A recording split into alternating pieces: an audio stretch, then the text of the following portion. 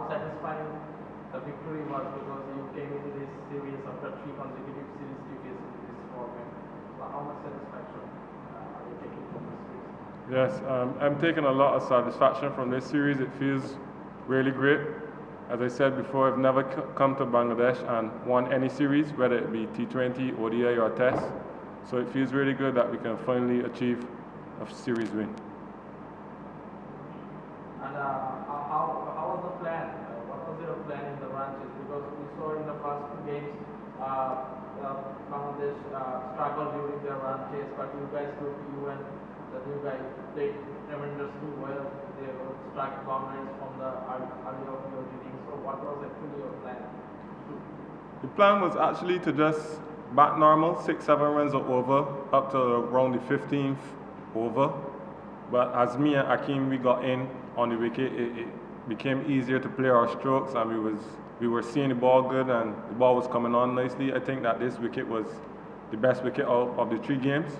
So the balls was in our area, and we just capitalized on it, and we got there quicker than we were looking to.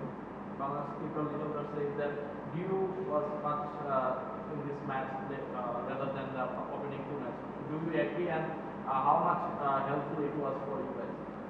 I think there was Dew playing a part in all 3 games in the second innings, especially like after the first 10 overs in the second innings. I think that's when the Dew really was coming in, playing a part. But I don't think it really played a big part.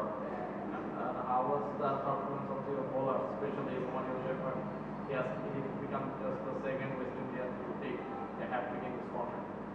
Yeah, actually I didn't even realize. I was so focused on the game at that time, I didn't realize that he had taken a wicket in the over before. So I was just happy for him when I did realize. But I mean, we had some good plans. I think we executed well in all 3 games in the bowling department. We just let ourselves down a bit in the fielding department. I think we dropped too many catches, and that's something that could really hurt us in other situations. But I thought that the bowlers were spot on with the plans and the execution throughout the series, so I just want to congratulate them on that. And what about the Shaibo?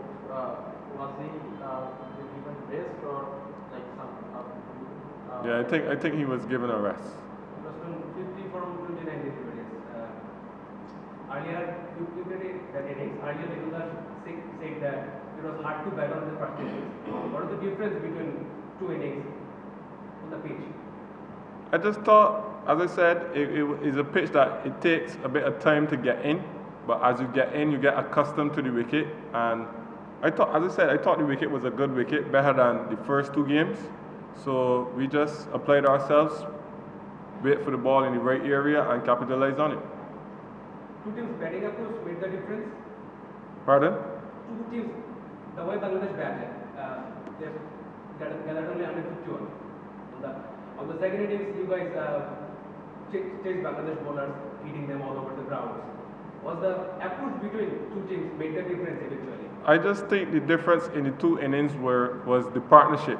I think that Bangladesh never really had a big partnership or one partnership where 2 players stood out there. It was mainly the left-hander, and all the guys were getting out around him. But I just think it's a pitch where 2 batters have to get in and bat as long as possible, because, as I said, it's hard to start on. So once you come in and you try to be too aggressive early, it opens up the opportunity for the opposition to get a wicket. So it's a wicket where you have to come in and just consolidate for a bit and then pick your right options. Roston, a lot of things was happening in this cricket last few months, like bowlers contacting, meeting with the ex-cricketers. They are calling them after he had some failures against Nepal or a few other series. Now after this series with Darrison, he was taking pictures separately with the captains and coaching parents and with the whole team as well. Like, is it like a special release moment for you guys, like because of those setbacks you had before the series? Is it like extra special because of those failures this season? No, I wouldn't say it's extra special because of that, because we just tend to keep it inside. We don't really listen to the outside noise. I know people may criticize and have a lot to say, but we just try to just block that out and just concentrate on the cricket at hand. and just try to come up with the best plans and go out there and execute them. Everyone will want to say stuff, but that's not really for us to take on. Just a couple from the region. In terms of Akeem Ogi's performance, somebody who you'd have played with with the St. Lucia Kings, how do you rate his performance in the situation, given that we lost a couple of wickets early? Yeah, I thought he really played well tonight.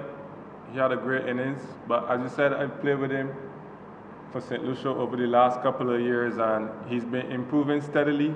The Akeem that I used to know, he would come and play a few exciting shots and then get out for 20 or 25, 30, but I find that he's maturing very well now. He's understand how to build an innings more now, so he's carrying it deeper and deeper, so the sky's the limit for him. I think he has a very rare ability to strike the ball. He has a clean swing, so it's just for him to continue and keep believing and keep putting in that hard work, and as I said, the sky's the limit for that young man. Yeah, and the final one, taking this series win into the New Zealand series, which starts next week Wednesday, how much of the learnings you want to take from this, and what are the areas we can improve on going forward? Well, I think the bowlers in the bowling department, the way how we strategize and sit down and plan, and then the bowlers came and stuck to the plans that have set and executed. I just think that should be the way forward for the bowling unit. And in the batting, I just think that, as I said, in T20 it may be fast paced, but you still need partnerships. I still think that whoever's at the crease, once two guys get in, have to take it as deep as possible, because I find for the last couple of seasons we've been starting well and not finishing well, or not starting well and finishing well. So it's just for us to combine the two and transition from the start into the back half of the innings. I just think that that's the area that we need to really focus and dial in on. But obviously in New Zealand will be different conditions, so the guys just have to adapt and adjust as fast as possible. All right. Thank you, guys.